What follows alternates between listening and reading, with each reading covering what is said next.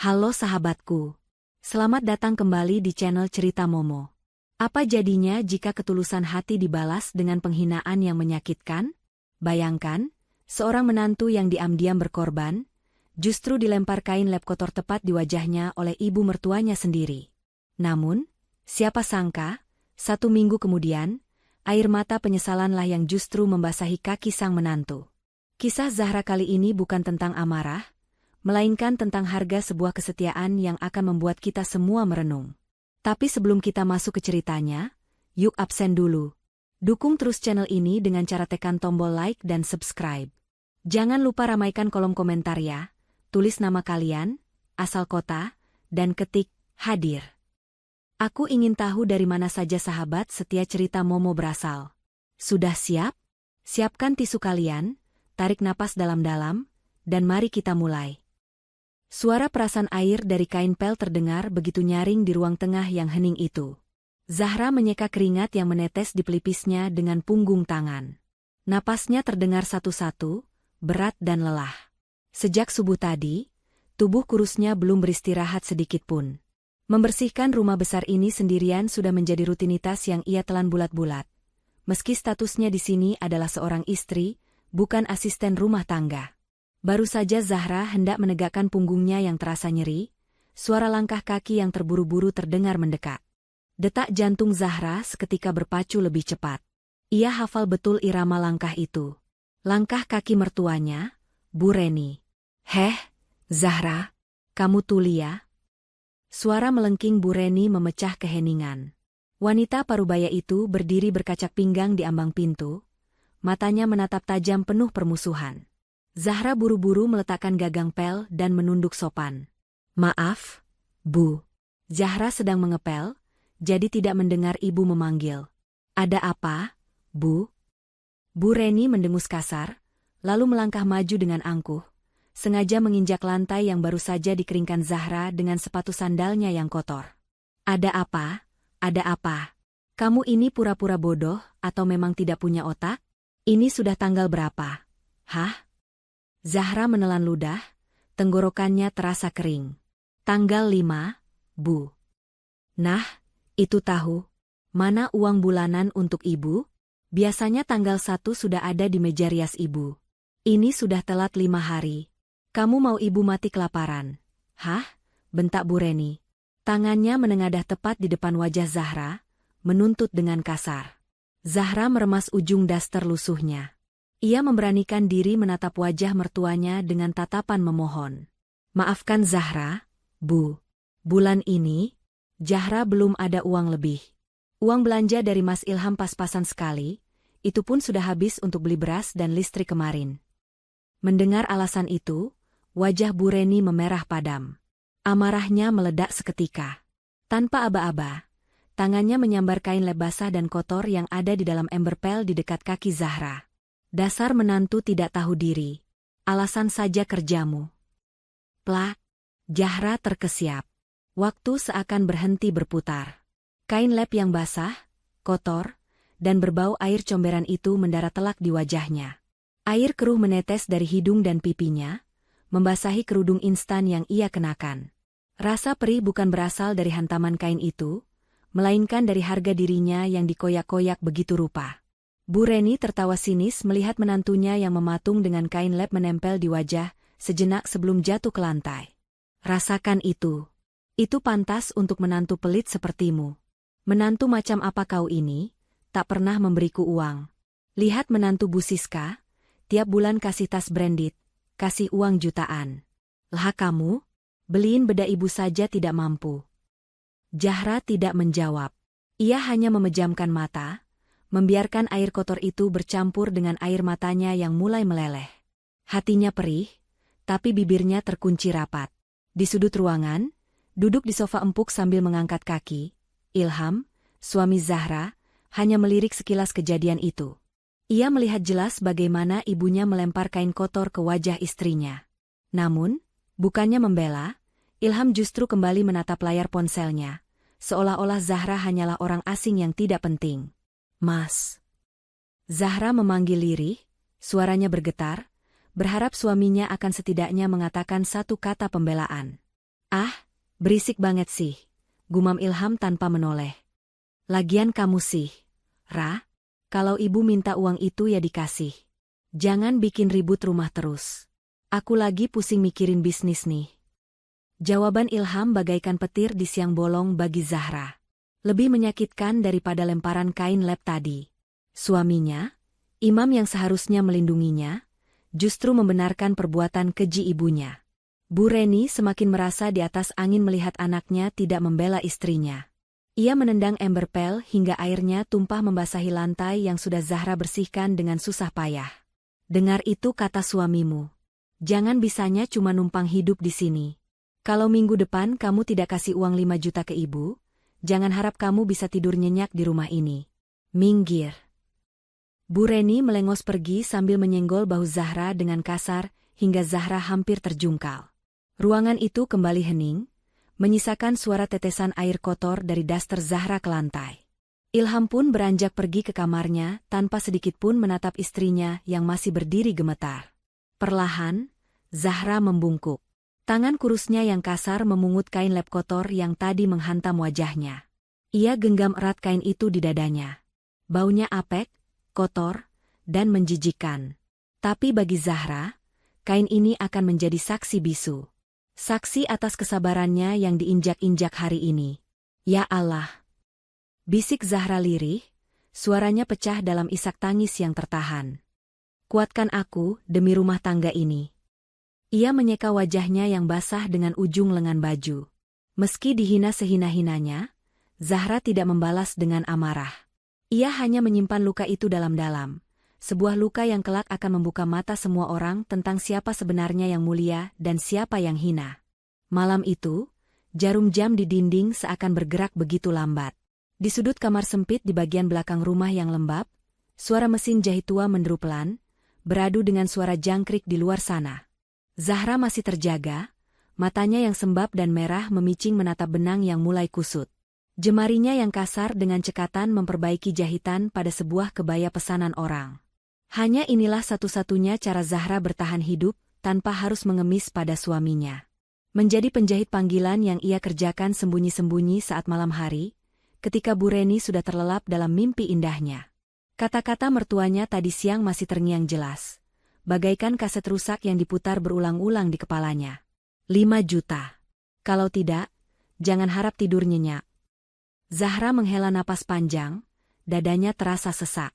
Sebenarnya, Zahra memiliki uang tabungan hasil menjahit selama setahun terakhir. Jumlahnya lumayan, cukup untuk memenuhi permintaan gila Bu Reni. Namun, 3 hari yang lalu, uang itu ludes tak bersisa. Dek, Mas butuh modal tambahan. Bisnis Mas lagi seret. Kalau nggak disuntik dana sekarang, kita bisa bangkrut. Begitu kata Ilham waktu itu, dengan wajah memelas yang membuat hati Zahra luluh. Tanpa pikir panjang, Zahra menyerahkan seluruh tabungannya demi bakti pada suami. Ilham berjanji akan mengembalikannya berlipat ganda dalam seminggu. Tapi hasilnya, Ilham justru diam saja saat ibunya menghina Zahra karena tidak memberi uang. Pagi menjelang, sinar matahari menerobos celah ventilasi kamar mandi. Zahra sedang memilah pakaian kotor Ilham sebelum dimasukkan ke mesin cuci. Aroma parfum wanita samar-samar tercium dari kemeja kerja suaminya yang dipakai kemarin. Hati Zahra berdesir curiga, namun ia menepisnya cepat-cepat. Mungkin itu bau parfum klien. Pikirnya mencoba berhusnuzan. Saat merogoh saku celana bahan milik Ilham untuk memastikan tidak ada tisu yang tertinggal, jari Zahra menyentuh secari kertas yang sudah lecek. Ia menariknya keluar. Itu sebuah struk bukti transaksi dari mesin ATM. Mata Zahra terbelalak saat membaca nominal dan tujuan transaksi yang tertera di sana. Tanggalnya baru kemarin sore, tepat saat Ilham bilang sedang pusing memikirkan bisnis. Transfer ke situs Slotzus.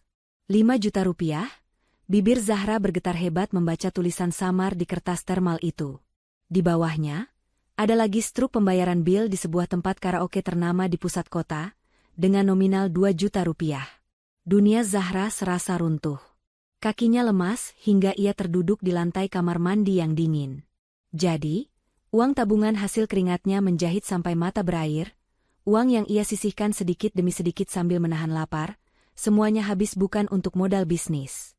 Ilham membakarnya di meja judi dan tempat hiburan. Sementara Zahra di rumah dihina dan dilempar kain lap kotor, karena dianggap istri yang tidak becus mengatur keuangan. Ra, kopi mana? Kamu ngapain sih lama banget di kamar mandi? Suara teriakan Ilham dari arah meja makan menyentak kesadaran Zahra. Dengan tangan gemetar dan hati yang mendidih, Zahra meremas kertas bukti itu. Ia bangkit, melangkah keluar menemui suaminya. Ilham sedang duduk santai sambil merokok, asap mengepul memenuhi ruangan, menambah sesak napas Zahra. Zahra meletakkan kertas lecek itu di atas meja, tepat di samping gelas kopi Ilham yang kosong. Ilham melirik kertas itu, lalu wajahnya berubah pucat pasi seketika. Rokok di tangannya hampir terjatuh. Ia menatap Zahra dengan sorot mata panik yang kemudian berubah menjadi nyalang. Ini apa maksudnya, Mas?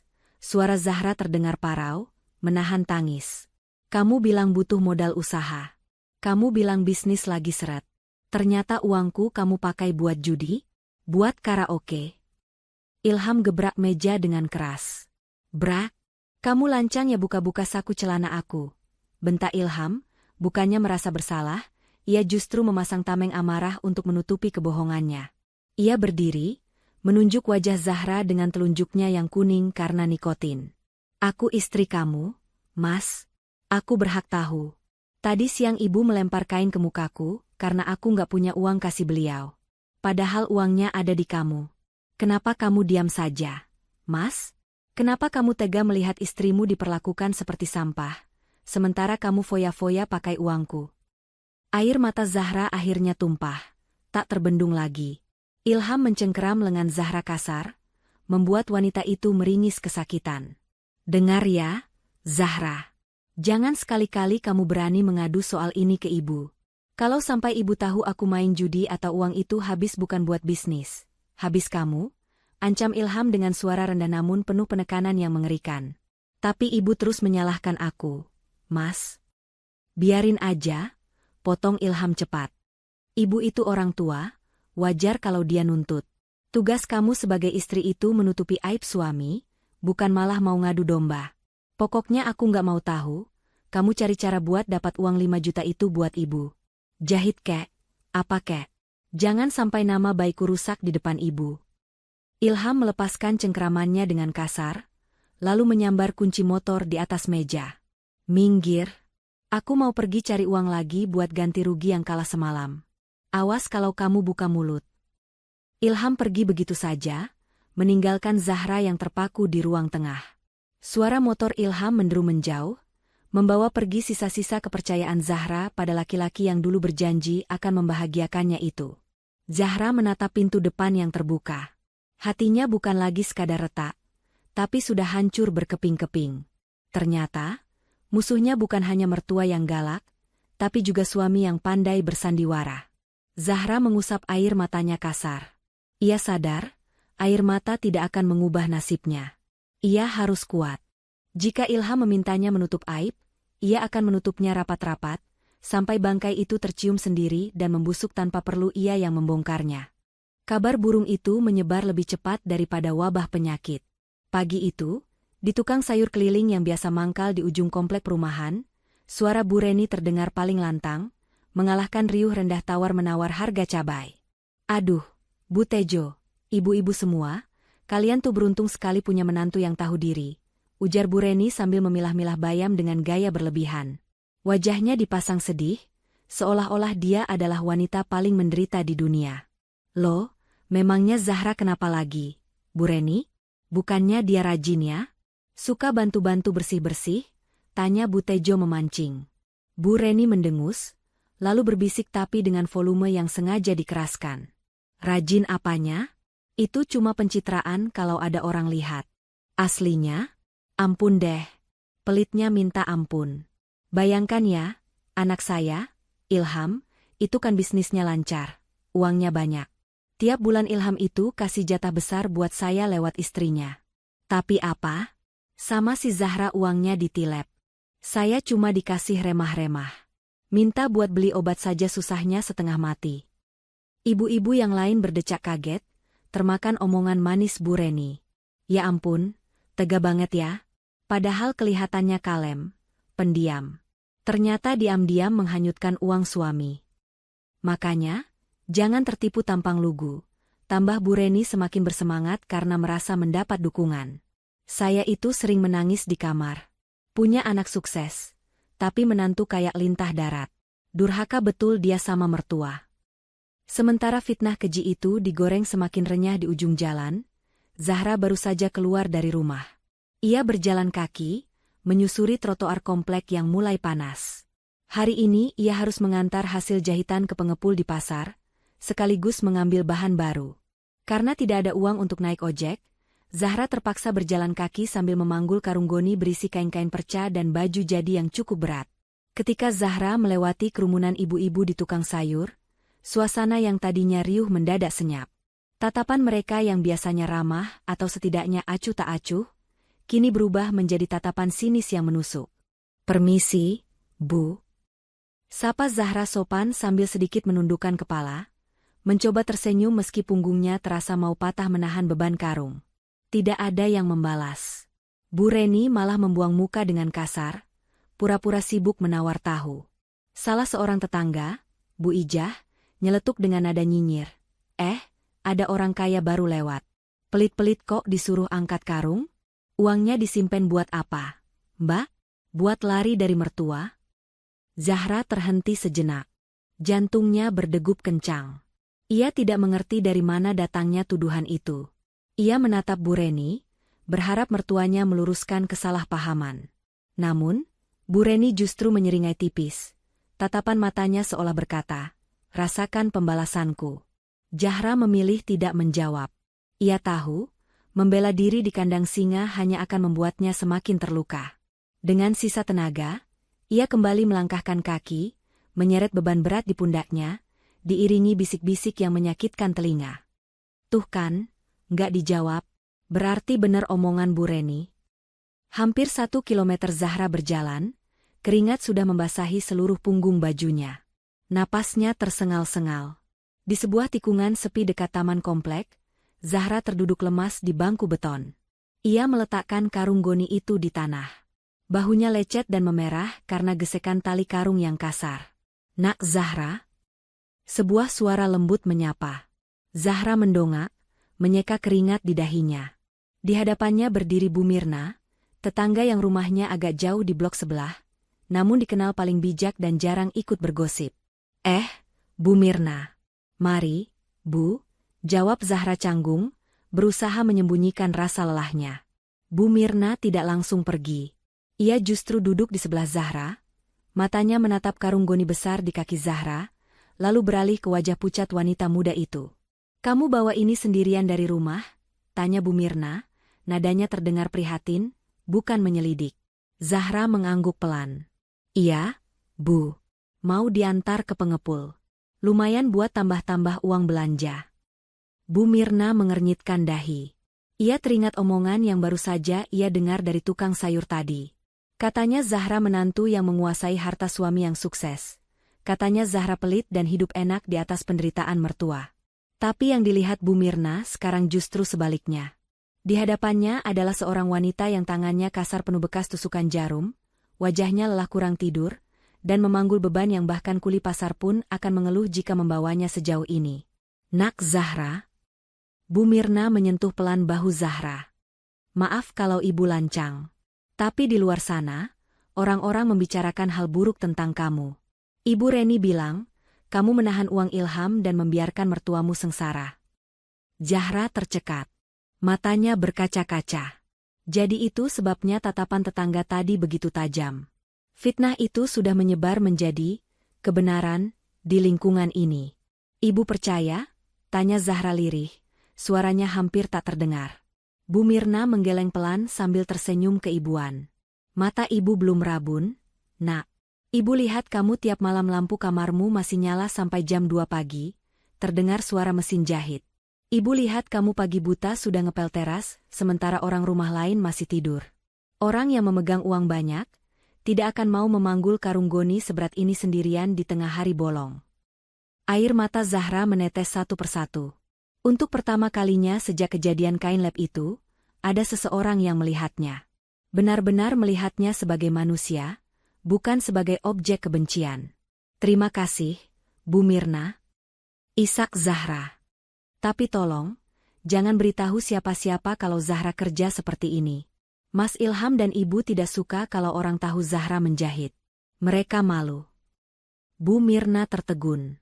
Hatinya mencelos mendengar permintaan itu. Ya Allah, Nak, kamu melindungi kehormatan suami dan mertuamu sampai segininya, padahal mereka menjatuhkan kehormatanmu di depan orang banyak. Bu Mirna merogoh tasnya, mengeluarkan botol air mineral dingin yang baru dibelinya. Minumlah. Ibu tidak akan bicara kalau kamu minta begitu. Tapi ingat, Nak Zahra, bangkai yang ditutupi serapat apapun, baunya pasti akan tercium juga. Gusti Allah tidak tidur. Zahra menerima botol itu dengan tangan gemetar. Tegukan air dingin itu terasa begitu segar di tenggorokannya yang kering, namun tidak bisa memadamkan api fitnah yang kini membakar nama baiknya di lingkungan tempat tinggalnya. Ia tahu, jalan ke depan akan semakin terjal. Sekarang, ia sendirian melawan dunia yang sudah terlanjur percaya pada kebohongan mertuanya. Suasana pagi yang seharusnya tenang berubah menjadi kepanikan luar biasa. Teriakan Bu Reni menggema dari lantai 2, membuat Zahra yang sedang menyetrika baju di ruang belakang tersentak kaget hingga nyaris menjatuhkan setrika panas. Zahra, Zahra, tolong. Jantung ibu, aduh, mati aku. Zahra berlari menaiki tangga 2 langkah sekaligus. Napasnya memburu saat mendobrak pintu kamar mertuanya. Di sana, Bu Reni sedang berguling-guling di atas kasur king size-nya, memegangi dada dengan wajah yang dipulas ekspresi kesakitan berlebihan. Kenapa, Bu? Ibu sakit? Tanya Zahra panik, langsung memijat kaki mertuanya yang dingin. Aduh, dada ibu sesak. Kepala ibu mau pecah. Ini pasti gara-gara kamu bikin darah tinggi ibu kumat terus. Cepat panggil Ilham. Bawa ibu ke rumah sakit sekarang. Jangan rumah sakit daerah ya, bawa ke RS Medika Utama. Ibu mau yang VIP. Perintah Bu Reni di sela-sela rintihannya. Zahra segera merogoh saku daster, mengambil ponsel retaknya untuk menelepon Ilham. Namun, panggilan itu hanya berujung pada suara operator. Sekali, 2 kali, 3 kali. Tidak ada jawaban. Ilham menghilang bak ditelan bumi sejak pagi buta. Mas Ilham gak angkat. Bu, lapor Zahra cemas. Dasar tidak berguna. Menelepon suami saja tidak becus. Sudah, panggil taksi online. Cepat. Kamu mau ibu mati di sini supaya kamu bisa kuasai harta anakku. Hah? Tuduh Bu Reni kejam. Zahra menelan kepahitan itu bulat-bulat. Dengan sigap ia memesan taksi, memapah tubuh bongsor mertuanya menuruni tangga dengan susah payah, dan membawanya ke rumah sakit swasta termahal di kota itu sesuai permintaan Bu Reni. Sesampainya di instalasi gawat darurat, dokter segera memeriksa. Setelah beberapa menit yang menegangkan bagi Zahra, dan penuh drama bagi Bu Reni, dokter keluar dengan wajah datar. Hanya gejala dispepsia, Bu. Mak karena telat makan dan sedikit stres. Tensi memang agak naik, tapi tidak berbahaya. Jelas dokter. Zahra menghela napas lega. Alhamdulillah. Jadi bisa rawat jalan ya, Dok? Mendengar itu, Bu Reni langsung bangkit dari brankar. Matanya melotot tajam. Apa? Rawat jalan? Enak saja. Saya ini pusing 7 keliling. Saya mau dirawat inap. Masukkan saya ke kamar VIP yang ada sofa bednya dan kulkas sendiri. Saya tidak mau pulang ke rumah yang sumpek itu. Dokter tampak bingung, menatap Zahra meminta persetujuan. Zahra menggigit bibir bawahnya. Biaya kamar VIP di sini per malamnya sama dengan biaya makan Zahra selama 2 bulan. Bu, kalau rawat inap biasa saja bagaimana? Kelas 1 juga sudah bagus kok. AC dan... Heh, miskin. Potong Bu Reni keras, membuat beberapa perawat dan pasien lain menoleh. Jangan samakan standar hidupmu dengan saya. Anak saya itu pengusaha sukses. Ilham pasti marah kalau tahu ibunya ditaruh di bangsal kayak ikan pindang. Masukkan VIP, titik. Nanti Ilham yang bayar. Zahra tidak punya pilihan. Ia mengangguk lemah pada bagian administrasi. Namun, masalah sebenarnya baru dimulai di meja kasir. Maaf, Bu Zahra. Untuk masuk kamar VIP, Harus ada deposit jaminan sebesar 5 juta rupiah. Sisanya bisa dilunasi saat pulang, ucap petugas administrasi ramah namun tegas. 5 juta. Angka itu lagi. Tubuh Zahra menegang. Dompetnya hanya berisi uang receh sisa belanja. Kartu ATM Ilham yang dipegangnya sudah kosong melompong. Zahra tahu itu karena ia sempat mengeceknya diam-diam kemarin. Zahra mencoba menelepon Ilham lagi. Kali ini diangkat, tapi suara bising musik dugem terdengar di latar belakang, padahal hari masih siang bolong. Halo, apaan sih? Ra? Ganggu orang meeting aja? Bentak Ilham di ujung telepon. Mas, ibu sakit. Minta masuk VIP. Butuh deposit 5 juta sekarang. Mas bisa transfer? Tanya Zahra putus asa. Halah, lebay banget sih ibu. Itu cuma masuk angin paling. Aku lagi nggak pegang cash. Lagi diputar buat modal semua. Kamu talangin dululah. Kamu kan punya simpanan, jangan pelit sama mertua. Udah ah. Tuh. Sambungan diputus sepihak.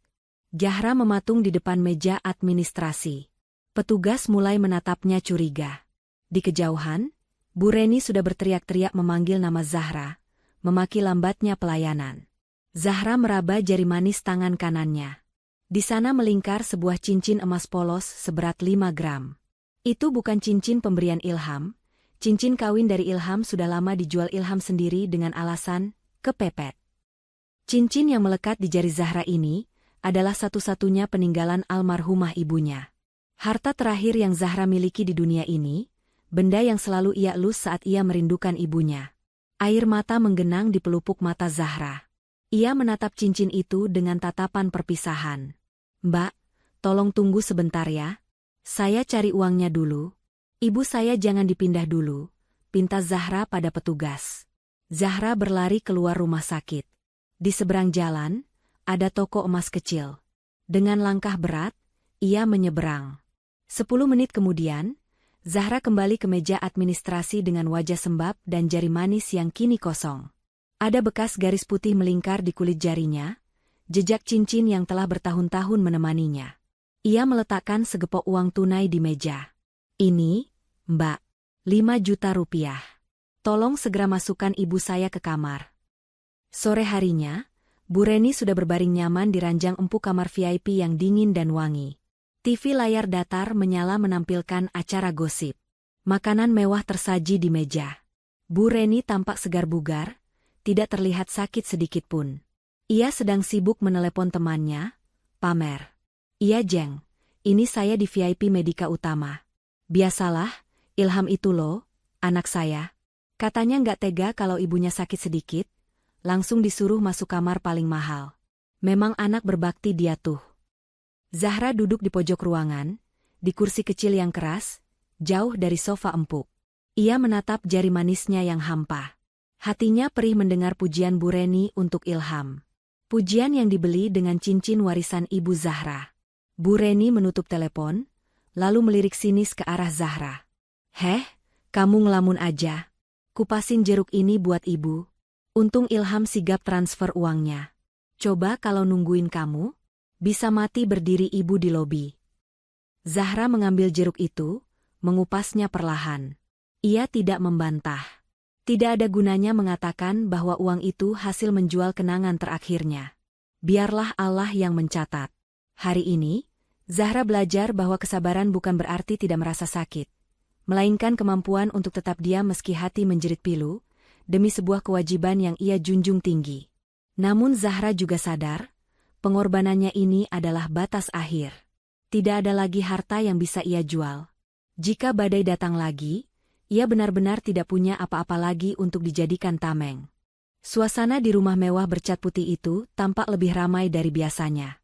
Tepat 1 minggu setelah kejadian kain lab yang menyakitkan itu, dan 3 hari setelah Bu Reni pulang dari liburan VIP-nya di rumah sakit, ia memutuskan menggelar acara syukuran kecil-kecilan. Tentu saja, tujuannya bukan murni bersyukur, melainkan untuk memamerkan kesembuhannya dan menegaskan status sosialnya kepada tetangga yang sempat mendengar gosip miring. Di ruang tamu, Bu Reni duduk bak ratu dikelilingi beberapa ibu-ibu pengajian komplek. Ia mengenakan gamis sutra barunya yang berkilauan, Sementara Zahra sibuk hilir mudik dari dapur membawa nampan berisi kue-kue mahal yang dipesan catering, lagi-lagi dibayar menggunakan uang sisa penjualan cincin Zahra yang diakui Ilham sebagai uangnya. Ya begitulah, Jeng, celoteh Bu Reni dengan dagu terangkat. Anak saya, Ilham, memang terlalu sayang sama ibunya. Kemarin sakit sedikit saja langsung dibokingkan kamar VIP. Fasilitasnya nomor 1. Katanya, uang bisa dicari, tapi kesehatan ibu nomor 1. Duh, saya sampai terharu. Ibu-ibu lain mengangguk-angguk, antara kagum dan bosan mendengar bualan yang sama untuk ke-10 kalinya.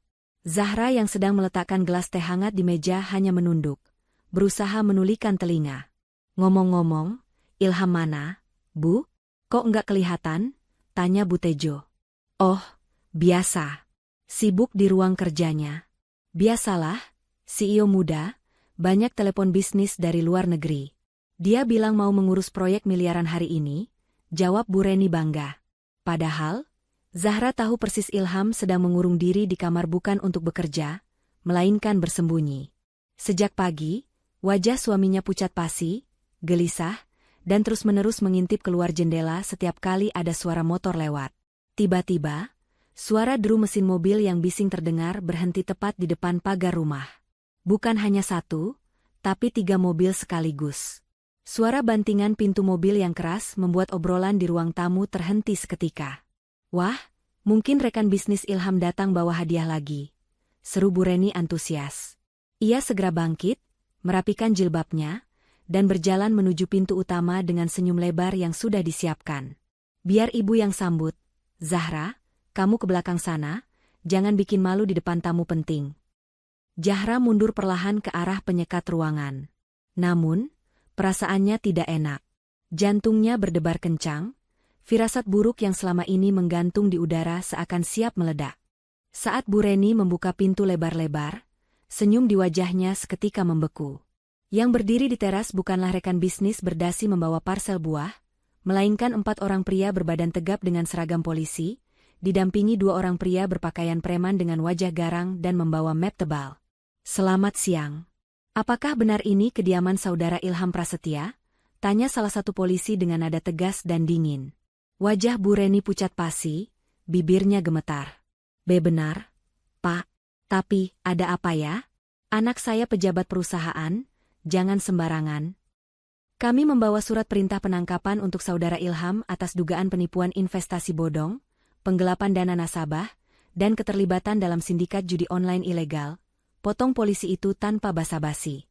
Bagaikan disambar petir di siang bolong, lutut Bu Reni goyah. Ia berpegangan pada kusen pintu agar tidak ambruk. Tamu-tamu di ruang tamu mulai kasak-kusuk, beberapa berdiri ketakutan. Tidak mungkin. Bapak pasti salah orang. Anak saya pengusaha sukses. Dia kaya raya, jerit Bu Reni histeris, suaranya melengking memecah ketegangan. Minggir, Bu. Salah satu pria berpakaian preman, yang ternyata adalah debt collector, menerobos masuk dengan kasar. Ilham, keluar lu, jangan ngumpet kayak tikus. Keributan itu memancing Ilham keluar dari kamarnya. Namun, saat melihat seragam coklat di ruang tamu, nyali Ilham ciut seketika. Ia mencoba berlari menuju pintu belakang melewati dapur. Itu dia. Tangkap, teriak polisi. 2 petugas dengan sigap mengejar. Hanya dalam hitungan detik, terdengar suara gaduh barang jatuh, diikuti teriakan Ilham yang minta ampun. Ampun, Pak, saya bisa jelaskan. Jangan borgol saya, Pak, sakit. Zahra menyaksikan dengan mata kepala sendiri bagaimana suaminya, laki-laki yang selama ini sok berkuasa dan membiarkannya dihina, diseret paksa dari dapur seperti seorang kriminal kelas teri. Tangan Ilham diborgol ke belakang, wajahnya basah oleh keringat dingin dan air mata ketakutan. Ilham, apa-apaan ini, nak? Bilang sama mereka kalau mereka salah. Bu Reni berlari mengejar, menarik-narik seragam polisi yang memegangi anaknya. Lepaskan anak saya, dia orang terhormat. Ilham menunduk, tidak berani menatap ibunya. Maaf, Bu, maaf. Hanya itu yang keluar dari mulutnya. Pria debt collector tadi maju, membanting map merah yang ia bawa ke meja kaca ruang tamu hingga retak. Terhormat apanya? Anak ibu ini penipu ulung. Dia sudah menipu ratusan orang dengan investasi palsu. Dan asal ibu tahu, sertifikat rumah ini sudah dia jaminkan ke bos saya untuk bayar hutang judi slot 2 bulan lalu. Dan sekarang sudah jatuh tempo. Apa? Mata Bu Reni membelalak sempurna, bola matanya nyaris keluar. Napasnya tercekat di tenggorokan. Rumah ini dijaminkan? Iya. Jadi mulai hari ini, rumah ini dalam pengawasan kami. Siap-siap angkat kaki kalau hutang 2 miliar tidak dibayar minggu ini, bentak si debt collector. Dunia Bu Reni runtuh seketika. Semua kebanggaan, kesombongan, dan status sosial yang ia agung-agungkan hancur berkeping-keping dalam satu tarikan napas. Tubuhnya limbung. Ibu, teriak Zahra yang sejak tadi diam mematung. Zahra berlari menangkap tubuh mertuanya tepat sebelum kepala Bu Reni menghantam lantai marmer. Wanita parubaya itu pingsan karena syok berat. Suasana menjadi kacau balau. Tetangga yang tadi memuji-muji kini berhamburan keluar karena takut dijadikan saksi, atau sibuk merekam kejadian itu dengan ponsel mereka untuk bahan gosip terbaru. Sirine mobil polisi meraung-raung, membawa Ilham pergi dari istana palsunya. Zahra duduk bersimpu di lantai ruang tamu yang kini berantakan, memangku kepala Bu Reni yang tidak sadarkan diri. Ia menatap pintu yang terbuka lebar, melihat mobil polisi yang membawa suaminya menjauh. Tidak ada air mata di pipi Zahra kali ini. Yang ada hanya rasa lelah yang luar biasa dan sebuah kesadaran pahit. Kain lap kotor yang dulu dilemparkan ke wajahnya, kini seolah telah berubah menjadi kain kafan yang membungkus kebahagiaan semu keluarga ini. Badai yang sesungguhnya telah datang, dan menyapu bersih segala kepalsuan yang selama ini dibangun Ilham dan ibunya. Dan di tengah puing-puing kehancuran ini, hanya Zahra yang tersisa untuk menanggung bebannya. Bau obat-obatan kelas 3 yang menyengat hidung menyadarkan Bu Reni dari pingsannya. Saat ia membuka mata, pemandangan langit-langit kamar yang kusam dan suara rintihan pasien lain di sebelahnya membuatnya tersentak. Ini bukan kamar VIP yang ia tempati beberapa hari lalu. Ini bangsal umum yang panas dan sesak. Suster, kenapa saya di sini? Pindahkan saya ke VIP. Teriak Bu Reni dengan suara parau. Namun, saat ia mencoba bangun, separuh tubuh bagian kanannya terasa berat dan kaku. Bibirnya pun terasa miring, membuat ucapannya terdengar sedikit rero. Seorang perawat datang dengan wajah datar. Ibu sudah sadar? Maaf, Bu.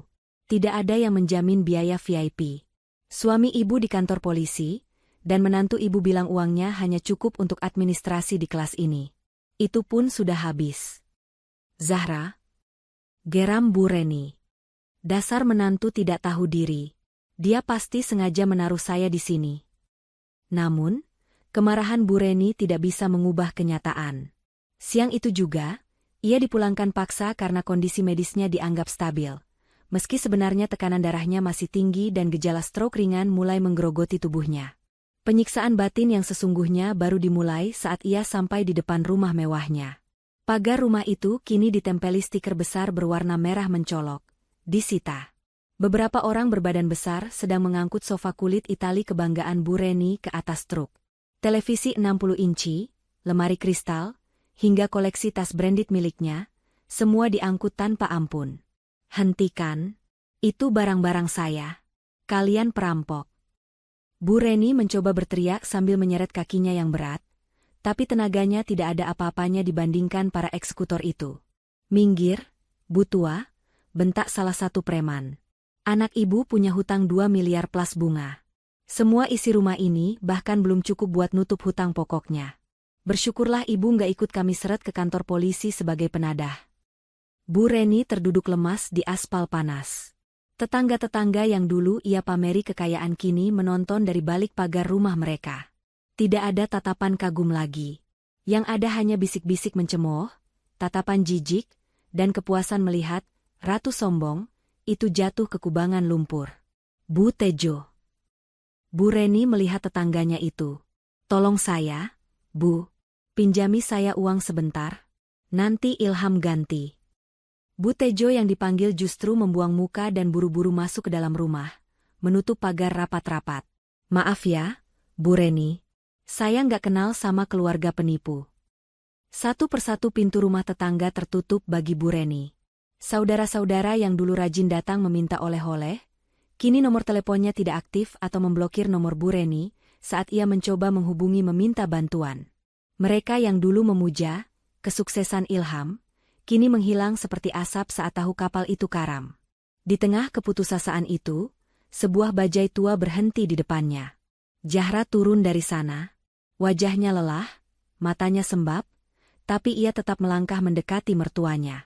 "Ayo, Bu, kita pergi dari sini," ajak Zahra datar. "Saya nggak mau. Ini rumah saya," tolak Bu Reni keras kepala, meski air matanya mulai tumpah. "Ini sudah bukan rumah Ibu lagi. Kalau Ibu tetap di sini, orang-orang itu akan kasar sama Ibu." "Zahra sudah carikan tempat tinggal sementara," ucap Zahra sambil mencoba memapah mertuanya. Dengan harga diri yang masih tersisa secuil, Bu Reni akhirnya menurut. Ia masuk ke dalam bajai sempit itu dengan hati hancur, meninggalkan istana yang selama ini menjadi tameng kesombongannya. Perjalanan terasa sangat jauh. Bajai itu membawa mereka menjauh dari kawasan elit, masuk ke ganggang sempit yang becek dan padat penduduk. Bau selokan menguar tajam saat mereka berhenti di depan sebuah rumah petak berukuran 3x4 meter. Dindingnya dari batako yang belum diplester halus, atapnya seng berkarat, dan lantainya hanya semen kasar. "Ini, kandang ayam apa rumah?" hina Bu Reni saat Zahra membukakan pintu kayu yang berderit. "Hanya ini yang bisa Zahra sewa dengan uang sisa, Bu. Yang penting bisa untuk berteduh," jawab Zahra sambil meletakkan satu-satunya tas berisi baju ganti Bu Reni di lantai. Kamar itu panas, pengap, dan hanya ada satu kasur busa tipis di pojok. Tidak ada AC, tidak ada kulkas, tidak ada TV. Zahra mau pergi sebentar, mau cari obat buat ibu di apotek generik. "Ibu istirahat dulu di sini," pamit Zahra setelah mendudukkan Bu Reni di kasur. "Heh, jangan tinggalkan saya. Kamu mau kabur kan? Kamu mau membiarkan saya mati di sini sendirian?" tuduh Bu Reni panik. Ketakutan akan ditinggalkan mulai merayapinya. "Zahra nggak kabur, Bu. Zahra harus kerja. Kalau nggak kerja, kita mau makan apa nanti malam?" Zahra menatap mertuanya lekat. Ada ketegasan baru di mata menantunya itu yang membuat nyali Bu Reni ciut. Zahra lalu menutup pintu dari luar, meninggalkan Bu Reni sendirian dalam keremangan kontrakan sempit itu. 1 jam berlalu. 2 jam. Matahari mulai terbenam dan ruangan itu menjadi gelap gulita karena Bu Reni tidak tahu di mana saklar lampunya. Sepi. Hening yang mencekam. Perut Bu Reni mulai melilit perih. Tenggorokannya kering kerontang. Ia ingin bangun mengambil air, tapi kakinya yang kaku membuatnya sulit bergerak. Ia terjatuh dari kasur saat mencoba berdiri, tubuhnya terjerembab di lantai semen yang dingin. "Ilham, tolong Ibu." Rintihnya lirih dalam gelap. Tidak ada jawaban. Hanya suara tikus yang mencicit di plafon. "Jeng Siska, tolong." Hening. Bu Reni menangis dalam posisi terkurung di lantai. Bayangan masa lalunya berputar seperti film. Dulu, ia tinggal tunjuk, semua tersedia. Makanan enak, pelayan, AC dingin. Sekarang, untuk meneguk setetes air saja ia tidak mampu. Ia teringat Zahra. Menantu yang sering ia sebut, pembantu, miskin, dan beban. Di mana Zahra? Apakah benar Zahra sudah meninggalkannya? "Ya Tuhan, apa ini karma buat saya?" batin Bu Reni menjerit. Rasa haus semakin menyiksa. Tubuhnya yang separuh lumpuh terasa sakit semua. Di lantai yang dingin dan kotor itu, sang ratu yang dulu angkuh kini tak lebih dari seorang wanita tua yang tak berdaya, terbuang, dan dilupakan oleh dunia yang dulu ia banggakan. Ia baru menyadari, tanpa uang dan status anaknya, ia ternyata nol besar. Tidak ada yang peduli padanya. Benar-benar tidak ada. Kecuali mungkin satu orang yang tadi ia tuduh akan kabur. Tapi benarkah Zahra akan kembali? Atau Zahra juga sudah muak dan memilih membiarkan mertua jahat ini membusuk sendirian? Ketidakpastian itu jauh lebih menakutkan daripada rasa lapar yang kini menggerogoti perutnya. Suara engsel pintu yang berkarat terdengar menyayat di tengah keheningan malam, memecah keputusasaan yang sedang menyelimuti Bu Reni. Cahaya lampu jalan yang remang-remang menerobos masuk saat pintu kayu itu terbuka, menciptakan siluet tubuh seseorang di ambang pintu. Bu Reni yang tergeletak tak berdaya di lantai semen yang dingin menyipitkan mata. Jantungnya berdegup kencang. Apakah itu pemilik kontrakan yang mau mengusir mereka? Atau preman yang menagih sisa hutang? Astagfirullah. Ibu. Suara itu suara Zahra. Zahra segera meletakkan bungkusan plastik di tangannya dan berlari menghampiri mertuanya. Dengan sigap namun hati-hati, ia berlutut, menyentuh bahu Bu Reni yang gemetar kedinginan. "Kenapa ibu di lantai? Ibu jatuh?" tanya Zahra cemas. Ia tidak memarahi, tidak juga mengeluh, padahal wajahnya sendiri terlihat sangat lelah. Bu Reni ingin menjawab, ingin membentak seperti biasa, "Lama sekali kamu." Tapi suaranya tercekat. Rasa malu tiba-tiba menyergapnya. Ia, yang dulu memandang Zahra lebih rendah dari kotoran kuku, kini harus ditolong oleh wanita itu dalam kondisi paling menyedihkan. Dengan sekuat tenaga, Zahra memapah tubuh bongsor Bu Reni. Zahra menggertakkan gigi, menahan berat beban mertuanya, sementara Bu Reni hanya bisa menyeret kakinya yang kaku. Napas mereka beradu dalam kesunyian kamar sempit itu, hingga akhirnya Bu Reni berhasil didudukan kembali di atas kasur busa tipis. "Zahra, nyalakan lampunya ya, Bu." "Maaf, saklarnya agak tinggi di balik pintu, tadi lupa Zahra kasih tahu," ucap Zahra sambil menekan tombol lampu. Cahaya bohlam 5 watt yang suram menyinari ruangan. Kini Bu Reni bisa melihat jelas penampilan Zahra. Daster yang dipakai Zahra basah oleh keringat, ujung jilbabnya agak kotor terkena debu jalanan. Tapi di tangan wanita itu, ada sebungkus bubur ayam hangat dan sebotol air mineral. "Minum dulu, Bu." Zahra membantu memegangkan botol ke bibir Bu Reni yang pucat. Bu Reni meneguk air itu dengan rakus. Air yang rasanya biasa saja itu, kini terasa seperti air paling nikmat yang pernah ia minum seumur hidup. Setelah dahaganya reda, Zahra membuka bungkusan bubur itu. Uap panas mengepul, membawa aroma gurih yang langsung memancing perut Bu Reni berbunyi nyaring. "Ayo makan, Bu, mumpung masih hangat." "Zahra suapi ya," tawar Zahra lembut, menyendokkan bubur itu. Bu Reni memalingkan wajahnya ke tembok. Gengsinya masih setinggi langit. "Saya tidak lapar," tolaknya ketus, meski perutnya melilit perih. "Kamu beli pakai uang siapa? Uang ngemis?" Zahra menghela napas panjang, tapi tangannya tidak turun. "Ini uang halal, Bu." Hasil Zahra menjahit saku celana borongan tadi sore di konveksi dekat pasar. "Ibu harus makan, nanti sakitnya tambah parah." "Kalau ibu sakit, siapa yang mau jenguk Mas Ilham?" Menyebut nama Ilham membuat pertahanan Bu Reni runtuh sedikit.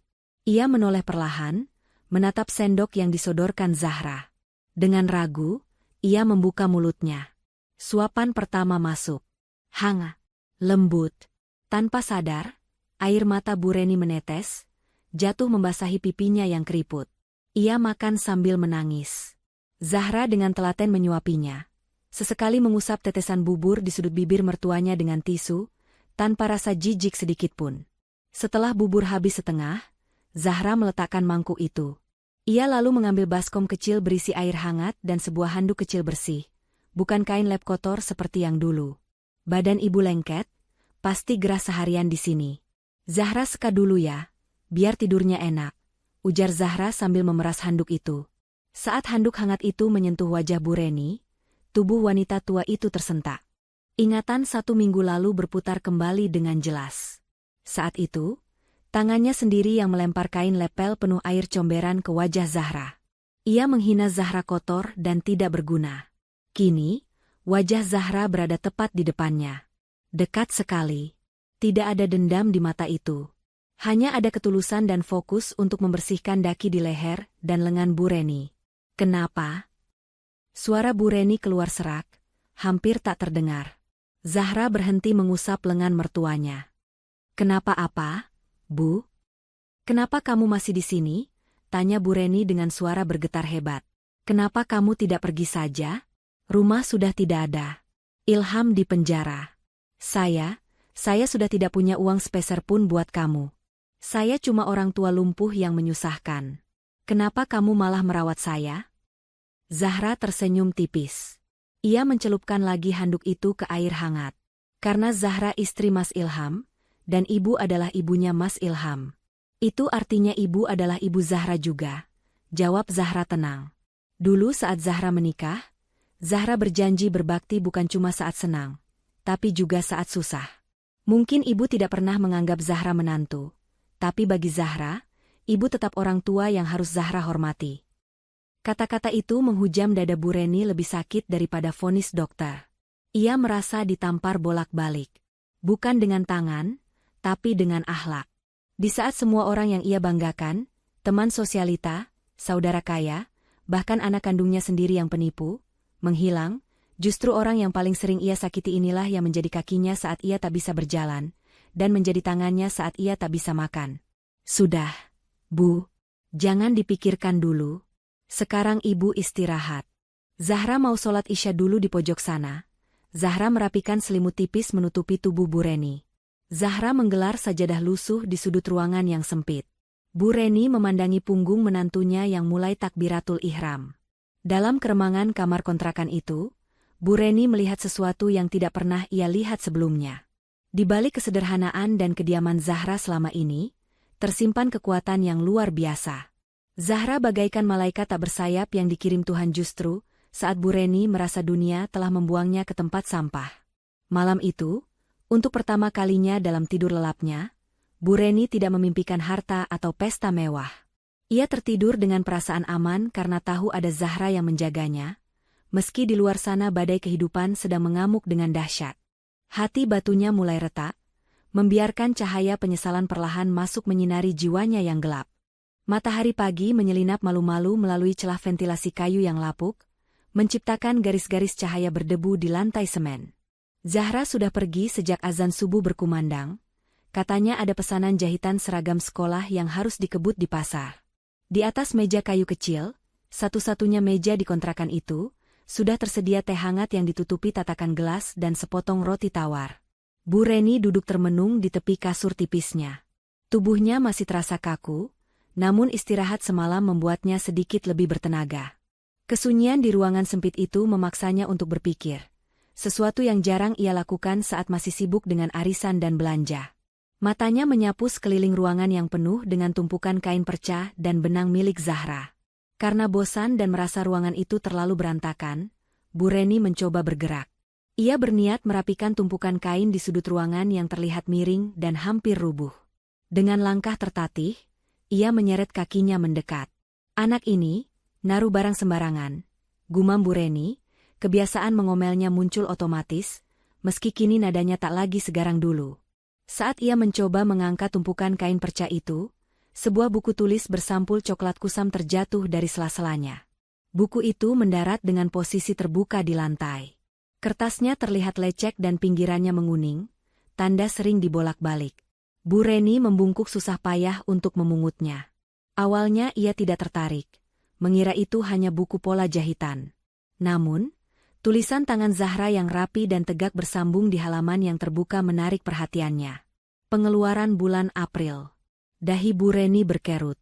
Rasa ingin tahu mendorongnya untuk duduk kembali di kasur dan membaca lebih teliti. Matanya menelusuri baris demi baris catatan angka di sana. 5 April, pemasukan jahit lembur 3 hari, Rp800.000.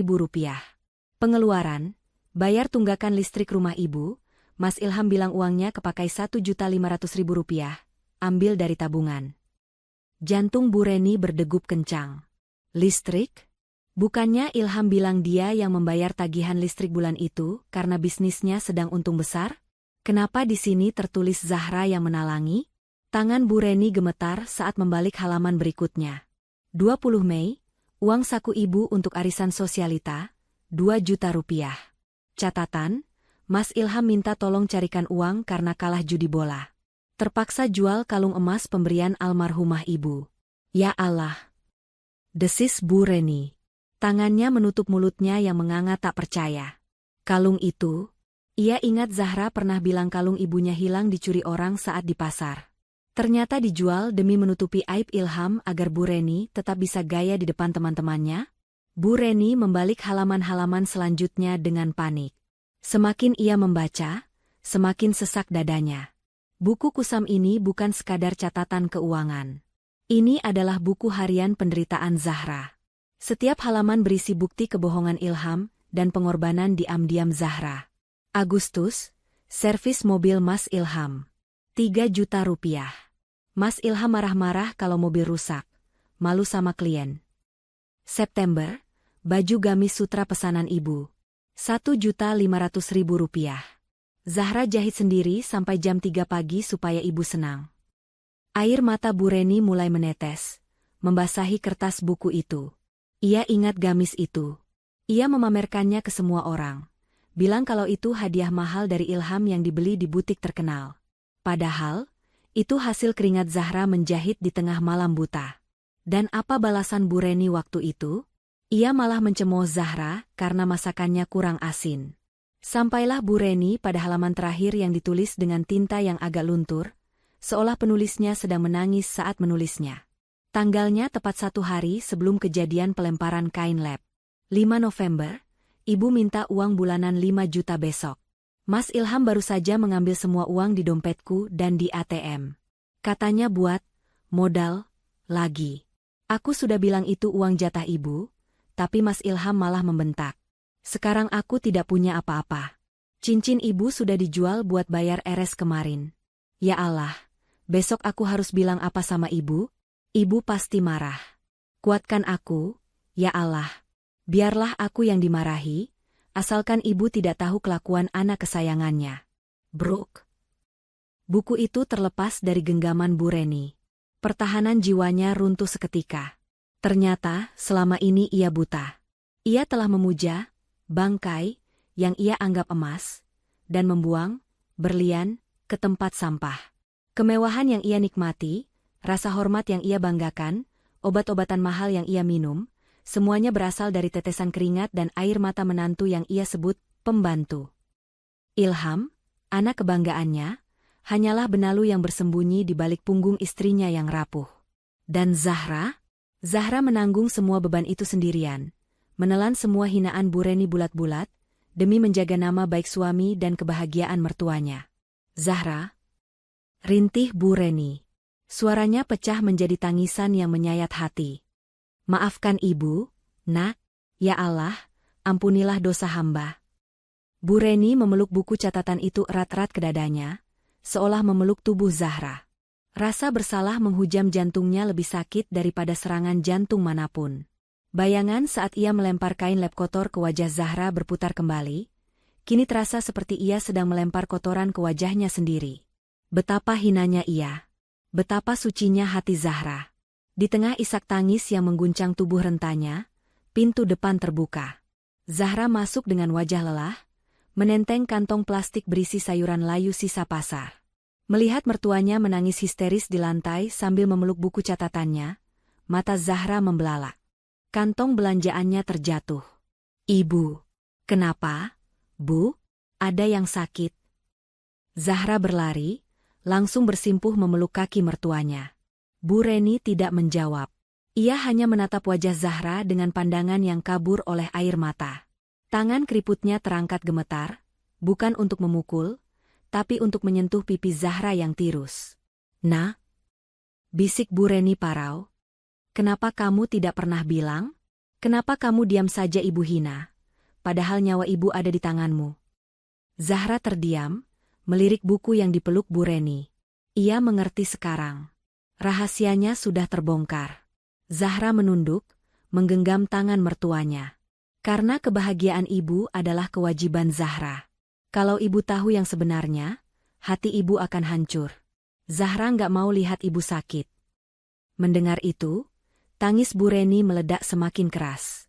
Ia menarik tubuh Zahra ke dalam pelukannya. Erat, sangat erat. Untuk pertama kalinya dalam sejarah pernikahan Zahra, dinding keangkuhan itu hancur tak bersisa. Di dalam kontrakan sempit itu, dua wanita berbeda generasi itu menangis bersama, meleburkan luka masa lalu dengan air mata kebenaran yang baru saja terungkap. Suara roda kursi roda berdecit pelan menyusuri lorong panjang yang berbau karbol dan lembab itu. Zahra mendorong kursi roda pinjaman yang diduduki Bu Reni dengan langkah pelan namun pasti. Di sekeliling mereka, tembok-tembok tinggi berwarna abu-abu kusam seolah menghimpit dada, menciptakan suasana mencekam yang membuat siapapun ingin segera berbalik arah dan lari. Ini adalah kunjungan pertama mereka ke lembaga pemasyarakatan, lapas, tempat Ilham ditahan sementara menunggu sidang. Bu Reni meremas tangannya sendiri di atas pangkuan. Wajahnya pucat, matanya menatap nanar ke arah pintu besi di ujung lorong. Seminggu yang lalu, ia masih memimpikan liburan ke Eropa. Hari ini, ia berlibur ke penjara untuk melihat anak kebanggaannya. "Ibu siap?" bisik Zahra lembut saat mereka berhenti di depan ruang kunjungan. Bu Reni mengangguk lemah, meski bibirnya gemetar. "Buka pintunya, Zahra. Ibu harus lihat dia." Petugas membuka pintu besi berat itu. Di dalam ruangan yang disekat oleh kaca tebal dan deretan kursi besi, Ilham sudah menunggu. Pemandangan itu bagaikan hantaman palu godam bagi Bu Reni. Ilham yang dulu selalu tampil klimis dengan setelan jas mahal, rambut tertata rapi, dan jam tangan emas melingkar di pergelangan, kini nyaris tak dikenali. Rambutnya dicukur habis hingga botak. Tubuhnya kurus kering, wajahnya kusam dan dipenuhi bintik-bintik merah bekas gigitan nyamuk. Ia mengenakan rompi oranye tahanan yang kedodoran. Melihat ibunya datang, mata Ilham berbinar. Bukan binar rindu, melainkan binar harapan akan jalan keluar instan. "Bu, Ibu." Ilham setengah berdiri, tapi tangannya terhalang borgol yang dikaitkan ke meja. "Syukur alhamdulillah ibu datang." "Bu, tolong Ilham, Bu." Di sini mengerikan. Makanannya basi, tidurnya di lantai dingin, Ilham dipukuli tahanan lain. "Ibu harus keluarkan Ilham sekarang." Zahra memarkir kursi roda Bu Reni tepat di hadapan Ilham. Bu Reni tidak langsung menjawab. Ia menatap lekat-lekat wajah putranya. Wajah yang selama ini ia manjakan, ia banggakan, dan ia lindungi dari segala kesulitan. "Bu, kenapa diam saja? Mana pengacaranya? Ibu pasti bawa uang jaminan kan?" "Zahra, kamu bawa sertifikat rumah kan? Jual saja rumah itu, yang penting Mas keluar." Cerocos Ilham panik, matanya liar menatap Zahra dengan penuh tuntutan. "Rumah sudah disita, Mas," jawab Zahra datar. Suaranya tenang, namun tegas. "Semua aset, mobil, perhiasan, semuanya habis untuk bayar hutang judimu yang miliaran itu. Itu pun masih kurang." Wajah Ilham berubah garang. Ia menatap Zahra dengan kebencian. "Bohong.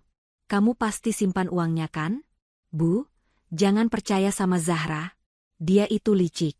Dia pasti mau kuasai harta kita saat aku di penjara." "Cukup, Ilham." Suara Bu Reni tidak keras, tapi getarannya mampu membungkam mulut Ilham seketika. Bu Reni mengangkat tangannya yang gemetar, menunjuk wajah anaknya sendiri. "Jangan pernah kamu sebut istrimu licik," ucap Bu Reni dengan air mata yang mulai mengalir deras. "Orang yang kamu sebut licik itu, dialah yang menyuapi ibumu saat lumpuh. Dialah yang membersihkan kotoran ibu. Dialah yang bekerja menjahit sampai pagi demi membelikan ibu obat." Ilham ternganga. Ia belum pernah melihat ibunya membela Zahra. "Tapi Bu." Bu Reni mengeluarkan buku catatan kusam milik Zahra dari balik selimut di pangkuannya. Ia menempelkan buku itu ke kaca pemisah. "Lihat ini, Ilham." "Lihat," isak Bu Reni. "Ibu sudah baca semuanya. Uang belanja ibu, uang rumah sakit, uang gamis ibu, semuanya dari keringat Zahra. Bukan dari bisnis tipu-tipumu itu. Kamu membohongi ibu bertahun-tahun, Nak. Kamu jadikan ibu ratu dengan uang hasil memeras istri kamu sendiri." Ilham terdiam. Wajahnya pucat pasi. Rahasianya terbongkar sudah. Tidak ada lagi tempat untuk bersembunyi. Bahunya merosot turun, seolah seluruh energinya tersedot habis. Aku cuma mau ibu bangga," cicit Ilham pelan, kepalanya tertunduk dalam. "Ibu selalu bandingin aku sama anak-anak teman ibu yang sukses. Aku malu kalau aku gagal, Bu. Aku main judi karena ingin cepat kaya, biar bisa beliin ibu ini itu, biar ibu nggak marah. Dan dengan cara itu kamu menghancurkan kita semua," potong Bu Reni pilu. "Kamu bukan bikin ibu bangga, Ilham. Kamu bikin ibu buta. Ibu buta karena uang harammu, sampai ibu tidak bisa melihat berlian yang ada di sampingmu ini." Bu Reni menoleh ke arah Zahra, menggenggam tangan menantunya. Hening menyelimuti ruangan itu. Hanya suara isak tangis tertahan dari Bu Reni yang terdengar. Ilham, panggil Bu Reni lagi. Kali ini suaranya lebih lembut. Naluri keibuannya menyeruak keluar meski hatinya hancur lebur. Ilham mendongak, air mata mulai membasahi pipi kotornya. Ibu. Ilham menangis, suaranya pecah seperti anak kecil. Maafin Ilham, Bu. Ilham salah. Ilham durhaka. Bu Reni ingin sekali memeluk anaknya, tapi kaca tebal itu memisahkan mereka. Ia hanya bisa menempelkan telapak tangannya ke kaca, tepat di depan wajah Ilham. Ibu maafkan kamu, Nak. Ibu juga salah karena terlalu menuntut kamu jadi orang kaya sampai lupa mendidikmu jadi orang jujur, ucap Bu Reni lirih. Tapi hukum tetap hukum. Kamu harus bertanggung jawab. Jalani hukumanmu di sini. Bertobatlah. Jangan cari jalan pintas lagi. Zahra. Ilham beralih menatap istrinya. Ra, maafin Mas. Mas jahat sama kamu. Tolong jangan tinggalin Mas. Ra. Zahra menatap suaminya dengan tatapan yang sulit diartikan.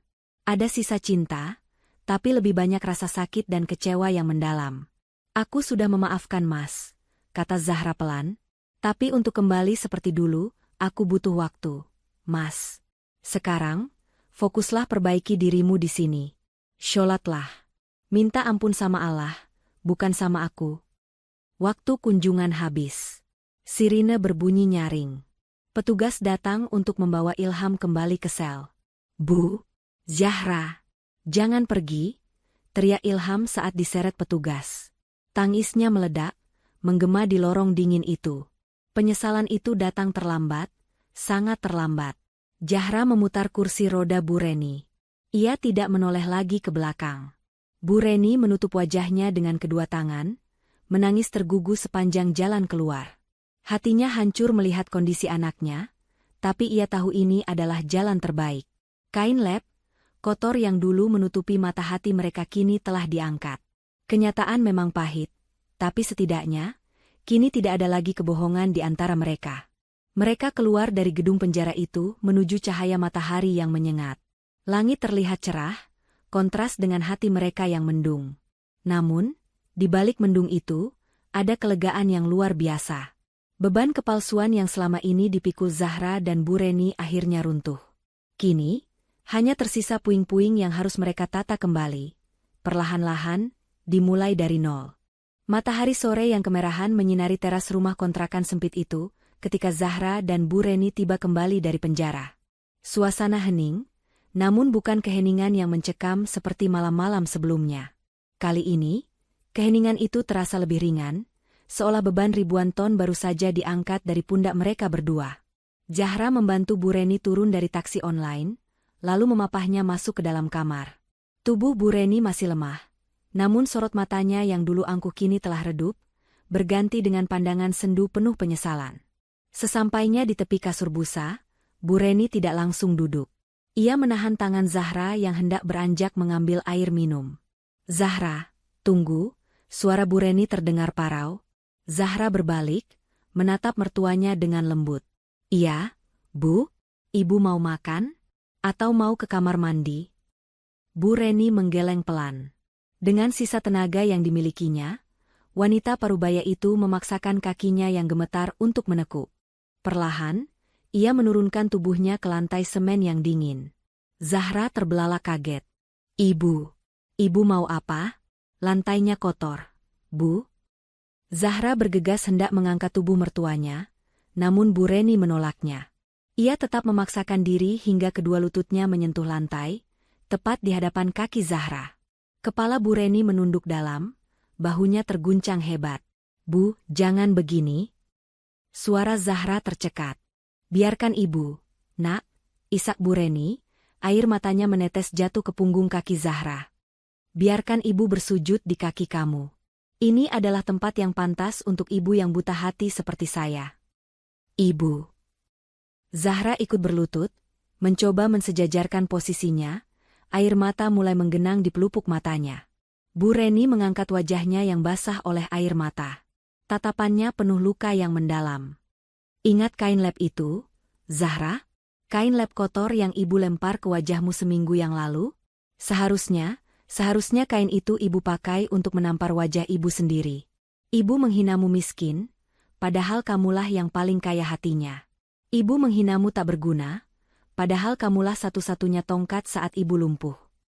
Tangis Bu Reni pecah semakin keras, menggema di ruangan sempit itu. Maafkan ibu, Zahra. Maafkan ibu yang sudah menzalimi kamu. Ibu malu. Ibu malu sekali sama Allah, sama kamu. Bu Reni hendak mencium kaki Zahra, namun dengan cepat Zahra menahan bahu mertuanya. Ia menarik tubuh ringkih itu ke dalam pelukannya. Erat, sangat erat. Seolah ingin menyalurkan seluruh kekuatan yang ia miliki kepada wanita tua yang rapuh ini. Sudah, Bu. Cukup, bisik Zahra di sela isak tangisnya, mengelus punggung Bu Reni dengan lembut. Ibu tidak perlu bersujud pada manusia. Zahra sudah memaafkan ibu. Demi Allah, Zahra sudah ikhlas. Lupakan soal kain lap itu, Bu. Anggap saja itu cara Allah menegur kita supaya kita lebih dekat. Tapi dosa ibu besar, Nak. Pintu ampunan Allah jauh lebih besar. Bu, potong Zahra lembut. Ia menghapus air mata di pipi keriput mertuanya dengan ujung jilbabnya, bukan dengan kain lap, melainkan dengan kain penutup auratnya yang suci. Zahra cuma minta satu hal. Ibu jangan sedih terus. Kita harus kuat. Mas Ilham butuh doa kita biar dia jadi orang yang lebih baik di sana. Kita mulai semuanya dari nol ya, Bu.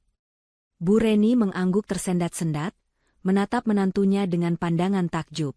Ia baru menyadari, kecantikan Zahra bukan terletak pada wajah atau pakaian mahalnya, tapi pada hatinya yang seluas samudra.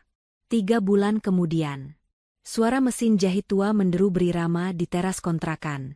Zahra sedang fokus menjahit keliman sebuah gaun pesta pesanan pelanggan barunya.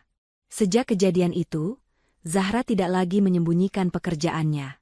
Tetangga sekitar kontrakan yang tahu cerita sebenarnya justru menaruh hormat padanya, dan sering memberikan orderan jahitan. Di sampingnya, duduk Bu Reni di kursi plastik. Kondisinya sudah jauh membaik meski jalannya masih sedikit pincang. Tidak ada lagi gamis sutra atau perhiasan emas yang melekat di tubuhnya. Ia hanya mengenakan daster batik sederhana yang bersih. Tangan Bu Reni sibuk melipat baju-baju hasil jahitan Zahra dan memasukkannya ke dalam plastik kemasan dengan rapi. Ra, panggil Bu Reni sambil menyodorkan segelas teh hangat buatannya sendiri. Minum dulu, Nak. Sudah dari tadi kamu nunduk terus. Nanti lehernya sakit. Zahra menghentikan injakan pedal mesin jahitnya, lalu tersenyum cerah menerima gelas itu.